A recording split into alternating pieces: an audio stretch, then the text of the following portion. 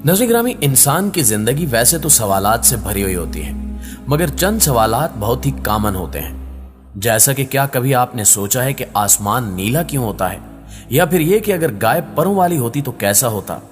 आज की ज़ेरे नज़र वीडियो में हम आपको चंद ऐसे ही दिलचस्प और हैरान कर देने वाले सवालात के जवाबात समझाने की कोशिश करेंगे, जिन्हें सुनकर आपके मुंह से सिर्फ यही लफ्ज निकलेगा कि वाओ, अमेजिंग। तो आइए चलकर मौजू का आगाज करते हैं। प्यारे साथियों, सबसे पहले बात करते हैं कोन आइसक्रीम की। आपने आइसक्रीम तो जरूर खाई होगी। Ice cream cone wafer biscuit material से बनी होती है, लेकिन क्या आपने कभी सोचा है कि हमेशा आइसक्रीम कोन वेफर बिस्किट में ही क्यों दी जाती है? जैसा कि आप जानते हैं कि आइसक्रीम आजकल की मशहूर स्वीट डिशेस में से एक है। अगर तारीख की बात करें यानी कोन वाली आइसक्रीम की, तो सबसे पहले 18वीं सदी के वस्त में इस चीज को पहली बार दुनिया के सामने मुतारिफ करवाया गया था। ताहम एक दिलचस्प बात यह है कि उन दिनों कोन आइसक्रीम खासी महंगी और चंद खानदानों तक महदूद थी, क्योंकि इसे रईस ही खरीद सकते थे। मगर 19वीं सदी के आखिर और 20वीं सदी के आगाज तक इस डिश ने आम अफराद तक भी रसाई हासिल कर ली। कहा जाता है कि 19वीं सदी में आइसक्रीम को शीशे के बाउल्स में रखकर बेचा जाता था। जब ये बाउल कोई खरीदार खरीदता तो उसे आइसक्रीम खाकर खाली बाउल वापस करना होता था। इसके साथ साथ एक मसला यह था कि शीशे का यह बाउल अक्सर टूट जाया करता था और इसमें गाहक और छोटे बच्चों की गलती शामिल होती थी। इस मसले को हल करने के लिए तरकीबें लड़ाई जाने लगी। हुआ कुछ यूं कि सन 1904 में अमेरिकी रियासत में मुनक्कद तकरीब में बड़े पैमाने पर आइसक्रीम पेश करने का कहा गया, जिस पर आइसक्रीम बनाने वाली फैक्ट्री ने यह उज़र जाहिर किया कि इनके पास इतनी मिकदार में शीशे के गिलास नहीं है। उस फैक्ट्री के मुलाजिम ने दिमाग लड़ाते हुए आइसक्रीम को वेफर के गोल बाउल में पेश करने की तजवीज पेश की, जिसे फौरन कबूल कर लिया गया और यूं आइसक्रीम आम मार्केट्स में भी वेफर के बाउल में दस्तयाब होने लगी, जो रफ्ता रफ्ता कोन की शक्ल इख्तियार कर गई। आज की मॉडर्न आइसक्रीम कई तरह के फ्लेवर्स और डिजाइन में दस्तयाब होती है, मगर कोन वाली आइसक्रीम को यकीनन हर कोई पसंद करता है। नाज़रीन ग्रामी, अब बात करते हैं रबर टिप्ड शूज की।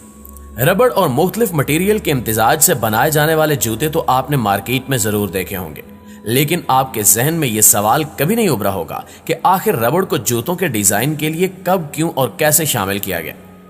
इस हवाले से तहकीक ये कहती है कि साल 1917 में अमेरिकी बास्केटबॉल प्लेयर्स के लिए रबड़ टिप्ड शूज तैयार किए गए, जिसकी वजह यह थी कि दौरान खेल मुख्तलिफ प्लेयर्स एक दूसरे के पांव पर पांव रखते थे, जिस वजह से प्लेयर्स को मुश्किलात का सामना होता था। सख्त मटेरियल से बनाए जाने वाले जूतों से प्लेयर्स जख्मी हो जाया करते थे। इससे बचने के लिए आम जूतों के अगले हिस्से पर रबड़ चढ़ाया जाने लगा।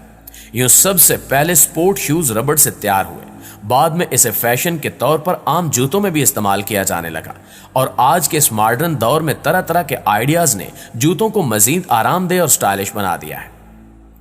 नाज़रीन ग्रामी, अब बात करते हैं एक ऐसी कैफियत की जो इंसानी जिस्म के लिए इंतहाई अहम है। क्या आप पलक झपके बिना ही एक दिन गुजार सकते हैं? हरगिज हरगिज नहीं, और ना ही कोई इंसान ऐसा कर सकता है। मेडिकल साइंस के मुताबिक पलक झपकना इंसान के इख्तियार में नहीं है, यानी वो चाहते हुए भी इस अमल को रोक नहीं सकता सिवाय नींद के। बेदारी के आलम में अगर आप कोशिश करें कि चंद मिनट्स के लिए पलक नहीं झपकनी, तो आप ऐसा नहीं कर सकते, क्योंकि ये कुदरत का कानून है। अगर आप ऐसा करने की कोशिश करेंगे तो आपके दिमाग में मौजूद म्यूक्स मेम्ब्रेन मुतासर होगी, और दूसरी बात यह कि चंद मिनट्स बाद आप लाशऊरी तौर पर पलक झपकेंगे, क्योंकि आंख में जाने वाली डस्ट और हवा में मौजूद पार्टिकल्स आपको ऐसा करने पर मजबूर कर देंगे। मुअज़्ज़िज़ दोस्तों, गर्म जैकेट या फिर हुड पर लगी टोपी के बैरूनी हिस्से पर आपने अक्सर फर देखी होगी, जो कि रुई और मसनूई रेशों से बनाई जाती है। इस फर का मकसद क्या है? यह सवाल अक्सर अफराद के जहन में आता होगा।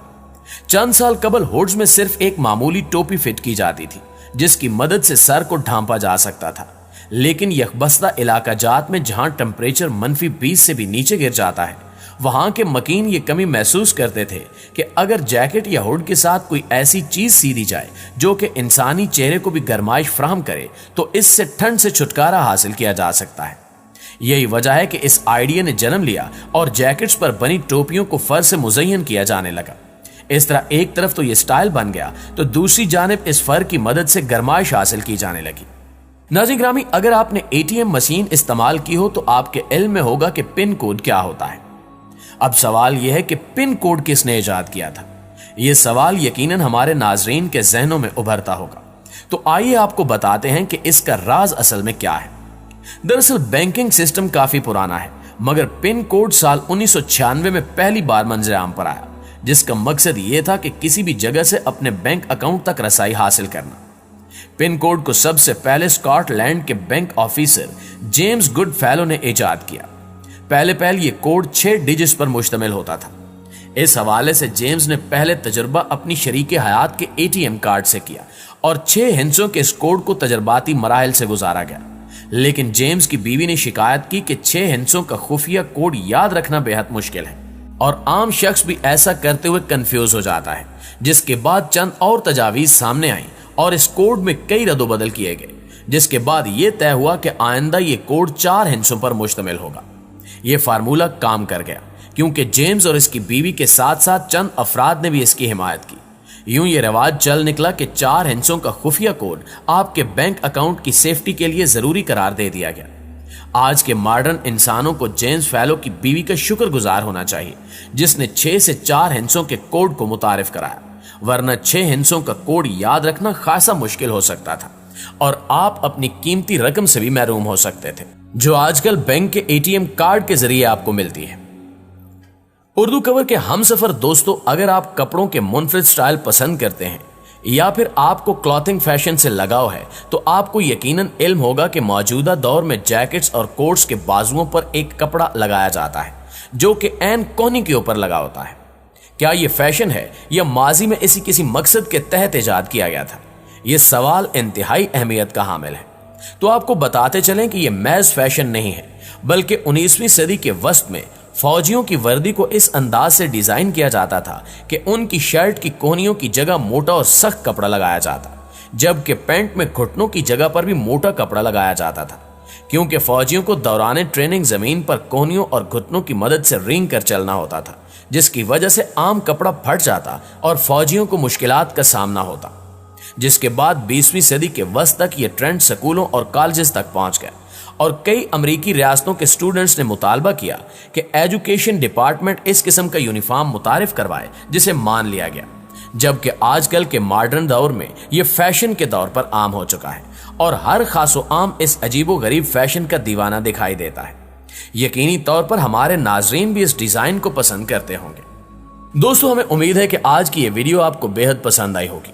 ویڈیو پسند آنے کی صورت میں اسے لائک کیجیے اور دوستوں کے ساتھ فیس بک، واٹس ایپ اور دیگر سوشل میڈیا پر شیئر کرتے ہوئے ہماری حوصلہ افزائی ضرور کیجیے گا۔ انشاءاللہ آپ سے ملاقات ہوتی ہے اگلی ویڈیو میں، تب تک اپنا اور اپنے پیاروں کا ڈھیر سارا خیال رکھیے گا۔ اللہ نگہبان۔